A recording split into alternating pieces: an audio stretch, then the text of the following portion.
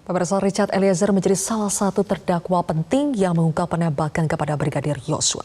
Melalui Richard Eliezer telah terungkap sejumlah fakta mengenai dugaan peran Verdi Sambo terhadap kematian Yosua. Namun kesaksian Eliezer dilawan Sambo, bahkan Sambo juga menghendaki hakim menolak status justice collaborator yang disandang Eliezer. Apakah Eliezer layak mendapatkan status GC dan mendapatkan hukuman ringan bahkan bebas? Untuk membahasnya sudah bergabung kuasa hukum dari Richard Eliezer, Roni Talapesi, dan Wakil Ketua LPSK Edwin Partogi. Selamat malam Bang Roni, Pak Edwin. Selamat malam Mbak Sylvia. Oke, Bang Roni, jadi dari pihak Anda tidak mempermasalahkan ya tuntutan Richard Eliezer yang ditunda pekan depan, atau sebetulnya itu memang lebih baik pekan depan saja?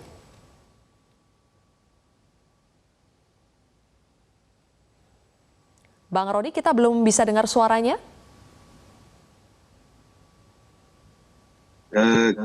Memang Mbak Sylvia, kita ini sedang menyusun pledoi ya. Jadi kalau seandainya memang dari jaksa penuntut umum belum siap waktunya, dari kami sih tidak masalah ya. Halo. Oke, baik. Tidak masalah ya, dan saat ini sedang disusun pledoi untuk Richard ya? Iya. Bagaimana iya, Mbak. dengan Sedang kita status? susun pledoinya. Ya, Bang Roni, sebelum ke status GC yang dipermasalahkan oleh kubu Sambo ya, saya ingin Anda mengomentari dulu apa yang terjadi pada sidang pemeriksaan terdakwa Verdi Sambo dan Putri Chandrawati hari ini.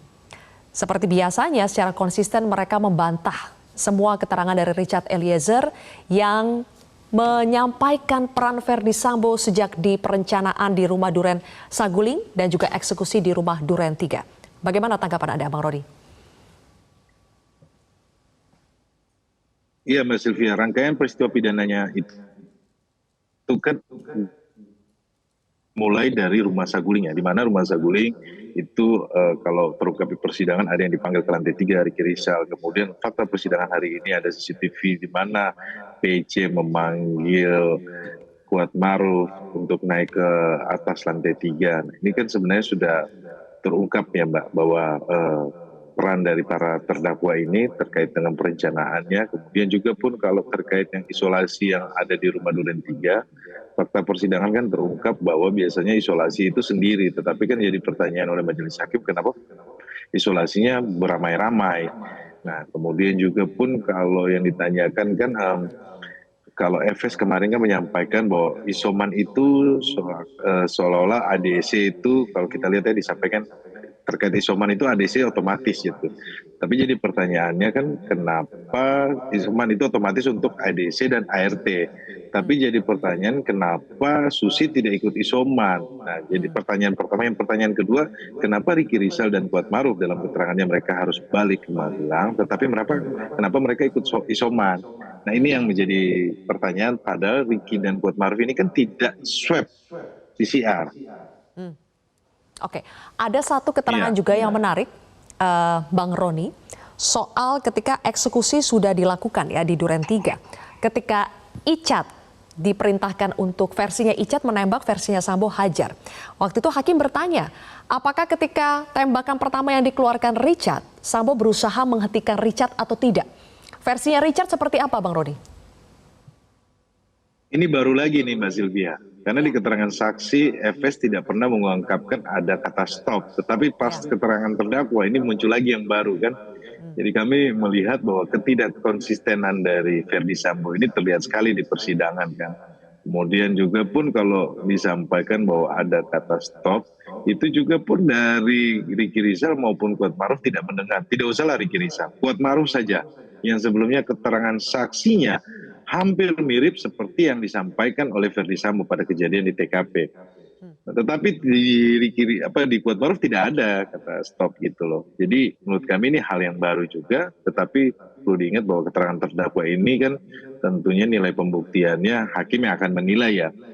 Tapi kalau kami melihat bahwa kalau seandainya stop, logikanya kenapa Verdi Sambo ikut maju, kemudian kenapa Verdi Sambo ikut menembak tembok, kemudian kenapa Verdi Sambo membuat TKP, kemudian fakta persidangan juga kemarin terungkap bahwa dia mengelap senjata HS menggunakan masker. Kalau keterangan dari ahli DNA, kita sudah tanyakan bagaimana kalau DNA itu bisa hilang. Itu kalau di lab itu semua DNA hilang. Jadi pertanyaan kenapa masih ada DNA-nya si almarhum Joshua? Itu jadi pertanyaan, Mbak. Tetapi ya Baik, silakan oke. saja mereka ini. Iya. Oke, LPSK kan pasti terus memantau ya Pak Edwin persidangan terutama ketika Richard Eliezer menyampaikan keterangan. Setelah mendengarkan seluruh keterangan Richard Eliezer, terutama di sidang terakhirnya, apakah LPSK sudah menyampaikan rekomendasi kepada jaksa yang akan menyusun tuntutan kepada Richard Eliezer? Ya, dari sejak beberapa minggu lalu kami sudah menyampaikan rekomendasi juga kepada jaksa untuk kepentingan rentut ya. Tapi juga kami susulkan dengan rekomendasi yang terakhir ya setelah mendengar keterangan Baradae dalam keterangan sebagai terdakwa. Khusus untuk sebagai rekomendasi untuk mendapatkan reward atau penghargaan atas perannya sebagai justice collaborator. Karena memang diatur dalam Undang-Undang Perlindungan Saksi Korban bahwa LPSK itu memberikan rekomendasi yang dimuat di dalam tuntutan jaksa ya, untuk memberikan pemidanaan yang ringan ya, kepada justice collaborator. Jadi rekomendasi LPSK agar Baradae mendapatkan jatuh pidana yang ringan itu nanti akan dimuat di dalam surat tuntutan jaksa. Demikian Mbak Sylvia. LPSK sudah memberikan rekomendasi untuk memberikan pidana yang ringan untuk Baradae Eliezer. Apakah LPSK menyampaikan ringannya ini rentang waktunya berapa tahun atau seperti apa yang dimaksud ringan oleh LPSK? Apakah disampaikan dalam rekomendasi kepada jaksa? Ya tentu.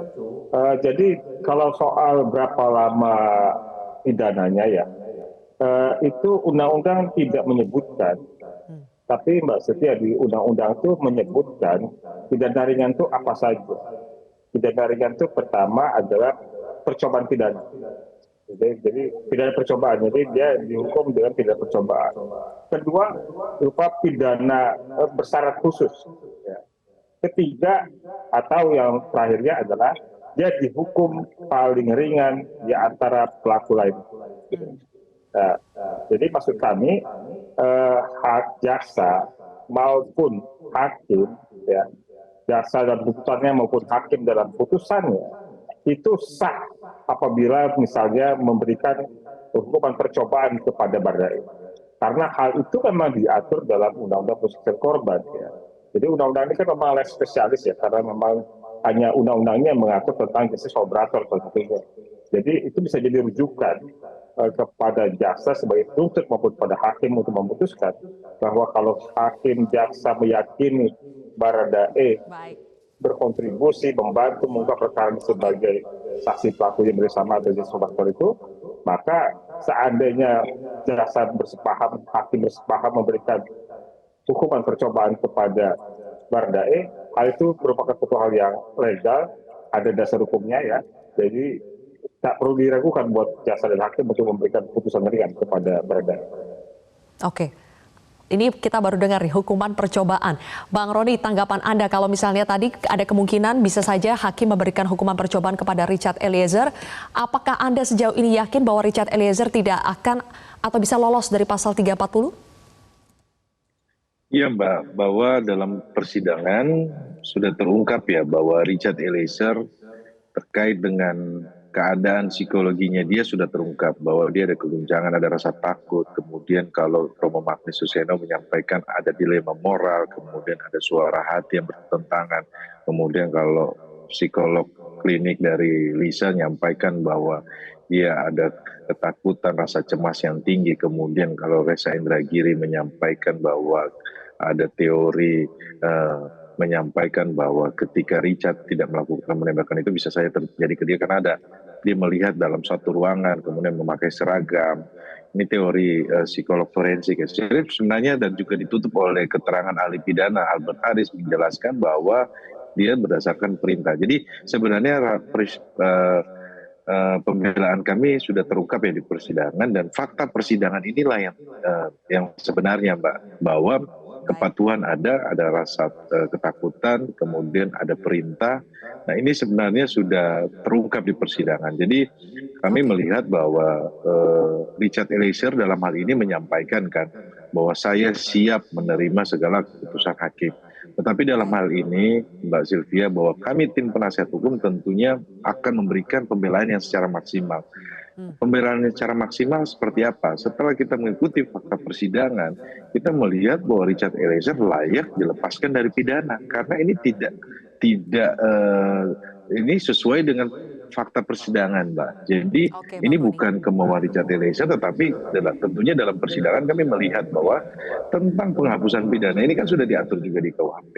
Dan juga terkait yang disampaikan oleh Pak Edwin, kami sangat apresiasi tentunya sudah ada undang-undang perlindungan saksi dan korban. Kami ini melihat bahwa ini kan menjadi tolak ukur ketika seseorang mau bekerja sama mengungkap perkara-perkara sulit untuk terungkap, kemudian kalau seandainya dia dipidana juga yang sama seperti yang lainnya, tentunya kan ini tidak menjadi catatan, orang tidak akan mau bekerja sama kalau baik Bang Roni. Ujungnya juga pun Oke, kita tinggal menantikan ya.